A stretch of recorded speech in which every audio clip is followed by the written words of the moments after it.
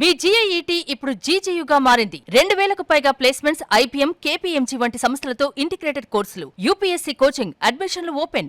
అయోధ్య ఈ పేరు వినగానే ఒక రకమైనటువంటి పవిత్ర భావం అందరిలోనూ మొదలవుతుంది.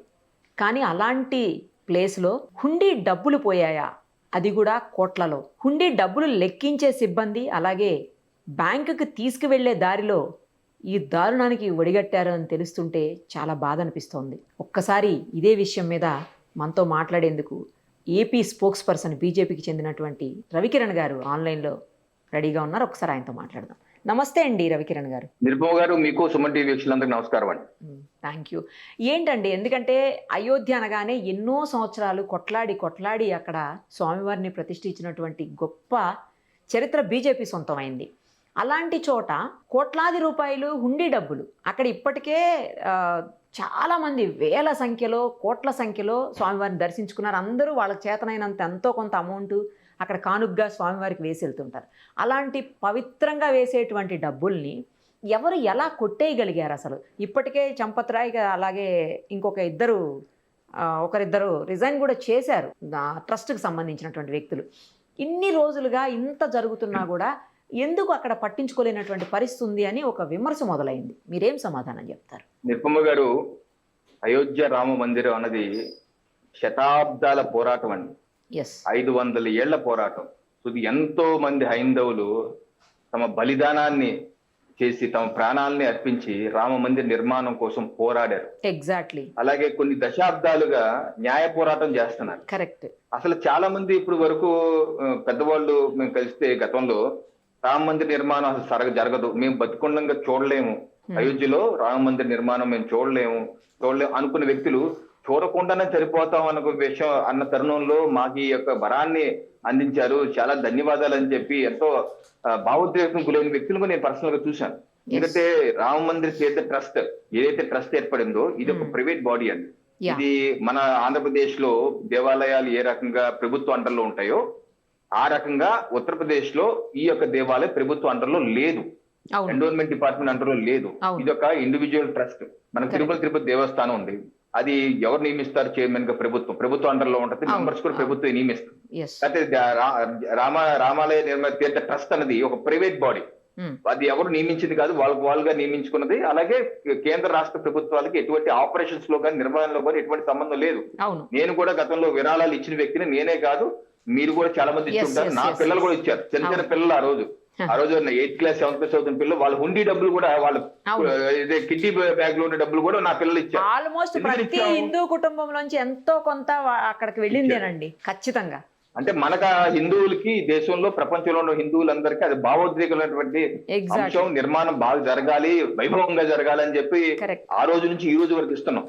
అయితే ఎప్పుడైతే ఈ హుండీ చోరీ అంశం బయటకు వచ్చిందో నాతో సహా అందరూ చాలా ఆవేదన చెందిన అంశం, చాలా స్పష్టం. దీనిలో అసలు అక్కడ హుండీ డబ్బులు ఎలా మాయమయ్యాయి అనేది షాకింగ్. చాలా ఆవేదన. ఒకటి ఏంటంటే మనం ఏ రకంగా తిరుపతి దేవస్థానంలో పరకామణిలో చోరీ అంశం ఆంధ్రప్రదేశ్ వాసులకి కొంతమంది మిగతా రాష్ట్ర ప్రజలకు కూడా తెలిసే ఉంటది. చోరీ పరకామణి కూడా ఇలాగే ఏదైతే అయోధ్యలో ఒక హుండీ డబ్బులు లెక్కించే ప్లేస్ ఉందో ఇక్కడ కూడా తిరుపతి పరకామని అంటారు. దానిలో కూడా ఏ రకంగా ఆ రోజు అక్కడ పనిచేసే సిబ్బంది, కాంట్రాక్ట్ ఉద్యోగి ఏ రకంగా డబ్బులు తీసుకుని వెళ్ళిపోతుంటో చేశారు, పట్టుకున్నారు. బట్ ఆ రోజు జగన్ ప్రభుత్వం ఏం చేసింది? ప్రభుత్వ నిర్వహణ ఉంది కాబట్టి ఇది చిన్నపాటి చోరీ అని చెప్పేసి కాంప్రమైజ్ చేసేసి ఆ కేసు లోకాయుక్తలో కొట్టించేసింది. కానీ ఈ రోజు హైకోర్టు ఏమంటది? ఆ కొట్టించడానికి నువ్వు చేసింది తప్పది, అలా చేయటానికి వీల్లేదని మొత్తం విచారణ సిఐడితో ఏర్పాటు విచారిస్తుంది. అంటే చేసింది చాలా తప్ప. ఆ రోజు ముఖ్యమంత్రి చాలా లైట్ గా తీసుకున్నారు. ఇప్పుడు కూడా అంటారు ఆ మాట, చాలా చిన్న చోరీ, దానికంటే గొడవ చేస్తారు ఏంటి అని అంటారు.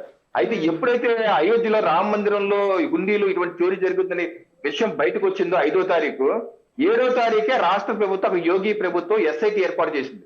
SIT మామూలు కాదండి, IAS లు, IPS లు, ఫైనాన్స్ లో ఉన్నటువంటి ఎక్స్పర్ట్స్ వాళ్ళని ఏర్పాటు చేసి ప్రాథమికంగా నివేదిక ఇవ్వండి అంటే ప్రాథమిక నివేదిక వచ్చి అవును ఇది జరిగింది, CC కెమెరాలకు అడ్డుగా నిలబడి ఇలా కొంతమంది అక్కడ నిర్మాణాలు చేస్తున్న వ్యక్తులు చేశారు ఆ పని అంటే వెంటనే 8 మందిని అరెస్ట్ చేయటం, వాళ్ళు జైల్లో పెట్టడం. అలాగే చంపత్రాయ్ని, అలాగే అనిల్ శర్మ, చంపత్రాయ్ గారు జనరల్ సెక్రటరీ, ఆయన రామ మందిరం ఏర్పాటు కోసం దశాబ్దాలుగా పోరాటం చేసిన వ్యక్తి. అటువంటి వ్యక్తి జనరల్ సెక్రటరీ ఉండగా ఆయన నేతృత్వంలో ఇటువంటి జరగటం జరగటం, ఆయన విచారణ పిలిచారు, నిన్న కూడా పిలిచారు. నిన్న 3 గంటల పాటు విచారిస్తే ఆయన ఒప్పుకుంది ఏంటో తెలుసా?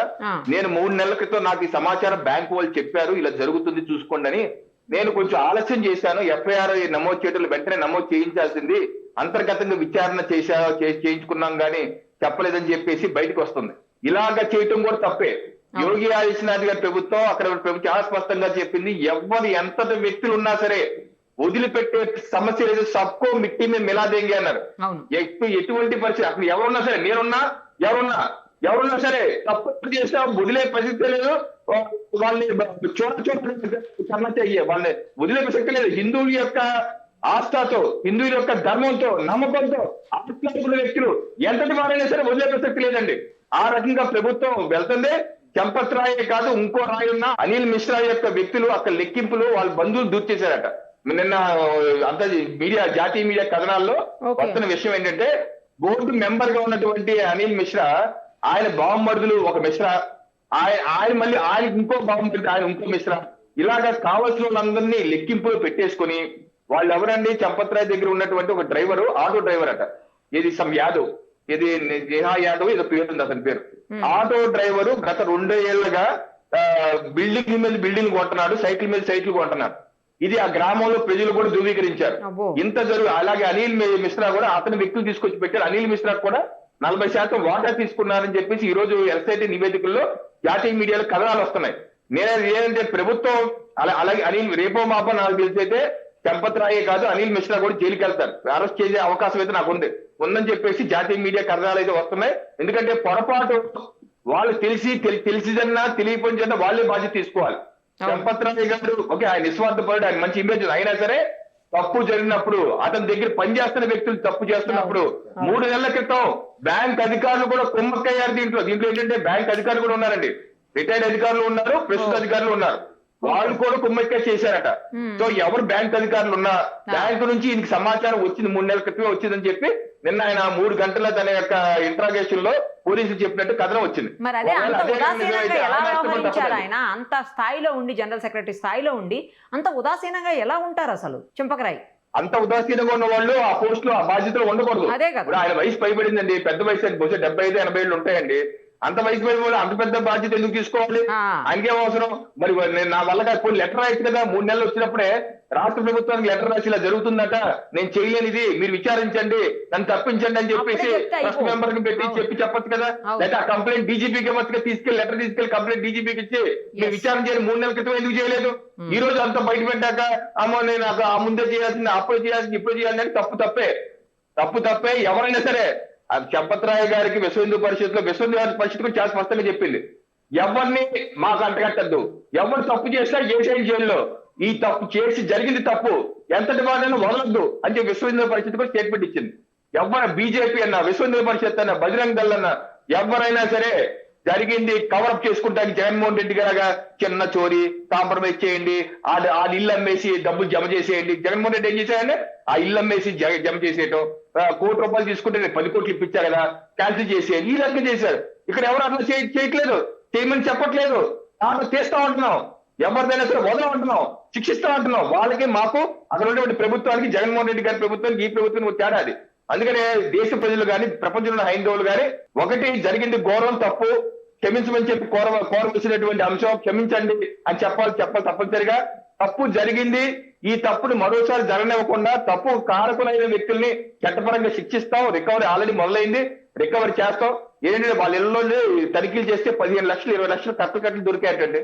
పోలీసులు వాళ్ళ ఇంట్లో ఎవరైతే 8 మంది అరెస్ట్ చేశారో వాళ్ళ ఇంటికి వెళ్తే వాళ్ళ జీతం ఎంతో తెలుసా? 10,000 అంట. 10,000 12,000 జీతగాళ్ళు 15 లక్షలు ఇంట్లో పెట్టుకుని కూకుతున్నారు. వదులుతా ఉన్నటువంటి భగవంతుడి సొమ్మది, ప్రజలిచ్చిన సొమ్మది, ప్రజలిచ్చిన సొమ్ము మీద డేగల్లా తినేవాళ్ళు, కుక్కల కింద నీచులు. అటువంటి వ్యక్తులు ఎంత శిక్ష పడ్డా సరే అది తక్కువే. ఎవరు సభ్య సమాజం క్షమించదండి, హైందవ సమాజం అసలు క్షమించదు. అక్కడ ఉన్న యోగి ప్రభుత్వం ఎటువంటిదో అందరికీ తెలుసు, ఎవరిని వదిలిపెట్టదు. తప్పనిసరిగా ఏదైతే నేరం చేశారో వాళ్ళు చట్టపరంగా శిక్షిస్తారు, అన్ని రికవర్ చేస్తారు. భవిష్యత్తులో కూడా ఇటువంటి రిపీట్ కానివ్వకుండా ముందుకెళ్తారని ఆ రకమైన దృఢమైన నిశ్చయంతో ప్రభుత్వం ఉందండి. ఎస్ మీరు అన్నట్లు ఫ్యూచర్ లో ఇప్పుడు జరిగిన వాళ్ళని కఠినంగా శిక్షించాలి, చేసిన వాళ్ళని తర్వాత మళ్ళీ తప్పు జరగకుండా కూడా కఠినమైన చర్యలు తీసుకోవాల్సినటువంటి అవసరం ఉంది. అలాంటి దిశగా అక్కడ ఉన్నటువంటి ప్రభుత్వం ప్రయత్నం చేస్తుందని చెప్పి ఆశిద్దామండి. Thank you so much. ధన్యవాదాలు.